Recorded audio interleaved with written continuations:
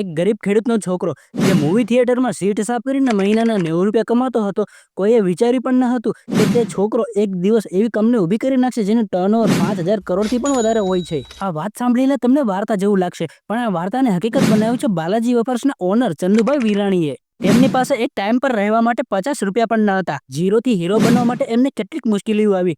કેવા વિચારથી અને કેવા બિઝનેસ માઇન્ડથી ચંદુભાઈ પોતાની મહેનતથી કંપની કઈ રીતે ઊભી કરી, બધી જ જાણકારી મેળવવાની છે આજે આપણે આ વિડીયોમાં.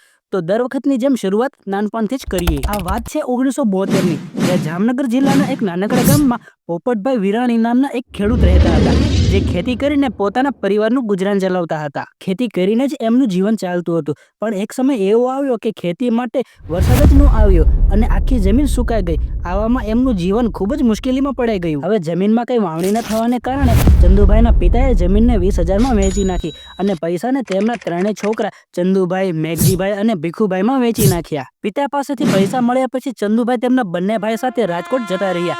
રાજકોટમાં ચંદુભાઈ એગ્રીકલ્ચર અને દવાઓ વેચવાની શરૂ કરી. ચંદુભાઈ જેની પાસેથી માલ ખરીદતા તે ડીલરે ચંદુભાઈને નકલી દવાઓ મોંઘી કિંમતમાં વેચી નાખી.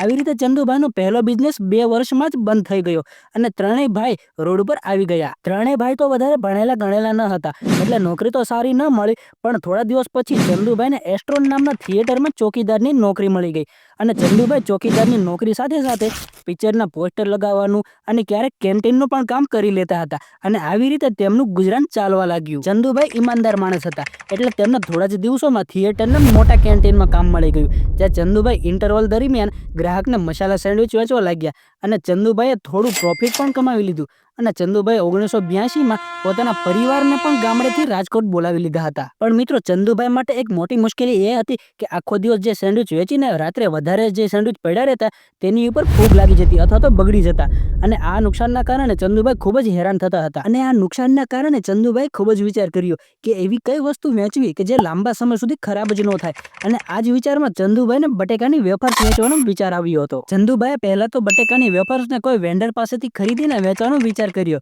પણ આગળ જતા ચંદુભાઈને એક નવી મુશ્કેલી આવી કે વેન્ડર તેમને સપ્લાય ટાઈમ પર નહોતો કરી શકતો, અને પછી ચંદુભાઈએ વેન્ડર પાસેથી વેફર્સ લેવાના બદલે ખુદ જ બનાવવાનો વિચાર કર્યો. શરૂઆતમાં તો અનુભવ ન હોવાને કારણે ક્યારેક વેફર્સ બળી જતી તો ક્યારેક કાચી રહી જતી. થોડા દિવસની મહેનત પછી અને અનુભવ કરીને તેમને પરફેક્ટ વેફર્સ બનાવતા શીખી લીધું. ઘરે જ વેફર્સ બનાવવાના કારણે તે ક્વોલિટી કંટ્રોલ પણ કરી શક્યા અને એના કારણે તેમના વેચાણમાં વધારો પણ થવા લાગ્યો.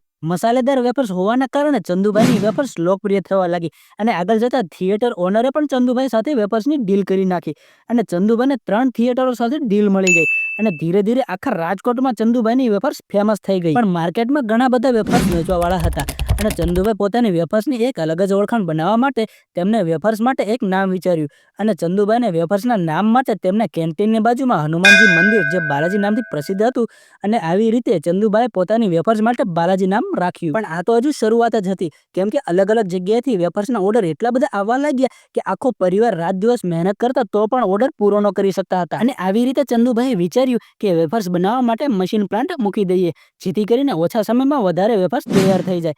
અને જ્યારે ચંદુભાઈ મશીન લેવા ગયા તો ખબર પડી કે મશીન તો બહુ મોંઘી છે, તો હવે શું કરવું? અને પછી ચંદુભાઈએ બજારમાં જઈ અલગ અલગ પાર્ટ્સ ખરીદીને એક મશીન તૈયાર કરી નાખ્યું અને ઘણા વર્ષો સુધી આ જ મશીન સાથે તેમનો વેપાર ખૂબ જ વધી ગયો. પણ હવે ચંદુભાઈને એમ થયું કે રાજકોટ સિવાય આખા ગુજરાતમાં અને આખા ભારતમાં પણ બાલાજી વેફર્સ વેચાય. તેના માટે જરૂર હતી એક મોટા લેવલ ઉપર કામ કરવાની, અને તેના માટે ચંદુભાઈએ 1989માં બેંક પાસેથી 1 લાખ રૂપિયાની લોન લઈને ગુજરાતનો સૌથી મોટો વેફર્સ પ્લાન્ટ શરૂ કર્યો. પણ હવે જો 1 લાખની લોન લીધા પછી કંપનીમાં નુકસાન થાય તો ચંદુભાઈ રોડ ઉપર આવી જાત. પણ મિત્રો, એવો સમય જ ન આવ્યો. જેમ દિવસો વીતતા ગયા એમ ચંદુભાઈની બાલાજી વેફર્સ પણ ખૂબ જ આગળ વધી ગઈ અને જેમ જેમ કમાણી થતી ગઈ એમ ચંદુભાઈ ઓટો મશીનમાં એડવાન્સ ટેકનોલોજી લાવતા ગયા હતા. અને આગળ જતા ચંદુભાઈ પોતાની કંપનીમાં અલગ અલગ ડિપાર્ટમેન્ટ અલગ અલગ માણસોને સોંપી દીધા, જેથી કરીને બધાને પોતાનું કામ યાદ રહે અને કંપની આગળ ચાલતી જાય. ચંદુભાઈ વિરાણીની બાલાજી વેફર્સ પહેલા તો નેશનલ, પછી ઇન્ટરનેશનલ અને પછી તો ગ્લોબલ લેવલ પણ વેચવા લાગી. તે સમયે બીજી ઘણી બધી વેફર્સ જેમ કે અંકલ ચિપ્સ, સિમ્બા અને બિઝનેસ જેવી ઘણી બધી કંપની વચ્ચે પોતાની બાલાજીની વેફર્સને આગળ રાખવી બહુ જ મુશ્કેલ હતું. પણ બાલાજીએ પોતાની મહેનત, લગન અને સારી ક્વોલિટીના કારણે બાલાજી વેફર્સ માર્કેટમાં આગળ લાવી શક્યા, કેમ કે જ્યાં બીજી બધી કંપનીવાળા જૂની રીતે વેફર્સ બનાવતા ત્યાં બાલાજીએ વેફર્સ બનાવવા માટે નવી રીત અપનાવી હતી. આગળ જતા બાલાજી વેફર્સ સિવાય કંપનીએ નમકીન અને બીજી ઘણી બધી વેરાયટી બનાવવાનું શરૂ કર્યું અને માણસોને ખૂબ જ પસંદ આવ્યું. જેથી કરીને ધીરે ધીરે આ વેફર્સ ગુજરાતથી નીકળીને ઉત્તર પ્રદેશ, મધ્યપ્રદેશ અને પછી આખા ભારતમાં ફેમસ થઈ ગઈ. ચંદુભાઈ એ પણ ધ્યાન રાખતા હતા કે કંપની જે વસ્તુ બનાવે છે એ માણસોને ગમે છે કે નહીં, કેમ કે જરૂરી નથી કે જે વેફર્સ ગુજરાતના માણસોને ભાવે એ જ વેફર્સ રાજસ્થાનના કે બીજા રાજ્યના લોકોને પણ ભાવે. બધાની પસંદ અલગ અલગ હોય છે. તેના માટે ચંદુભાઈએ અલગ અલગ વેફર્સ બનાવવાનું શરૂ કર્યું અને અલગ અલગ કંપનીના પ્લાન્ટ પણ શરૂ કર્યા, જેમાંથી 3 ગુજરાતના રાજકોટ, વલસાડ અને વડોદરામાં અને એક મધ્યપ્રદેશના ઇન્દોરમાં પણ છે. આ મશીનની કેપેસિટી એક દિવસમાં 1 લાખ કિલોગ્રામ બટેકાની વેફર્સ અને 5 લાખ કિલોગ્રામ નમકીન બનાવી શકે છે, જેનાથી સમજી શકાય છે કે ચંદુભાઈએ કેટલા મોટા લેવલ પર સેટઅપ તૈયાર કર્યું છે. આવી રીતે 2006માં ગુજરાતમાં 90% બાલાજી વેફર્સનું માર્કેટ હતું. 2019માં આવતા કંપની પાસે 65થી પણ વધારે પ્રોડક્ટ હતા અને બાલાજીનો વેપાર નાના નાના ગામથી માંડીને મોટા મોટા શહેરો સુધી વધી ગયો અને ઉપરાંત 1300થી પણ વધારે ડિસ્ટ્રીબ્યુશન નેટવર્ક છે. ચંદુભાઈ અલગ અલગ વેરાયટીમાં અલગ અલગ આઇટમ રાખીને અલગ જ ઇનોવેશન લાવ્યા. માર્કેટમાં ટકી રહેવા માટે ચંદુભાઈ 3 મેન કેટેગરી તૈયાર કરી. જે પેલી વેસ્ટર્ન સ્નેક્સમાં, જેમાં 12 પ્રોડક્ટ છે, અને બીજું નમકીન, જે ભારતીય ઘરમાં વધારે પોપ્યુલર છે, જ્યાં માણસો સવારે ચા સાથે ખાવા વધારે પસંદ કરે છે, અને આ કેટેગરીમાં 23 પ્રોડક્ટ છે. અને છેલ્લું છે ત્રીજું વેફર્સ, જેમાં 12 પ્રોડક્ટ આવે છે. મિત્રો, બાલાજી વેફર્સે સારી ક્વોલિટી અને સસ્તી વેફર્સ કસ્ટમરને આપી શકે એના માટે પણ ખૂબ જ ધ્યાન આપ્યું છે. બાલાજી વેફર્સના ડાયરેક્ટર શ્યામ વિરાણી કહે છે કે તમને અમારી ક્વોલિટી, ક્વોન્ટિટી અને પ્રાઇસનું મેચિંગ કોઈ બીજી બ્રાન્ડમાં નહીં જોવા મળે. બસ આ જ કારણ છે જે બાલાજીને ગુજરાતની અને આખા દેશની એક અલગ જ ઓળખાણ આપે છે. બાલાજી પ્રોડક્ટ્સમાં તમને સૌથી વધારે કઈ વેરાયટી ભાવે છે? લખો તમારો જવાબ નીચે કોમેન્ટમાં. અને હા, આપણે સવજીભાઈ ધોળકિયાનો વિડીયો હજુ જોવાનો બાકી હોય તો જોઈ લેજો.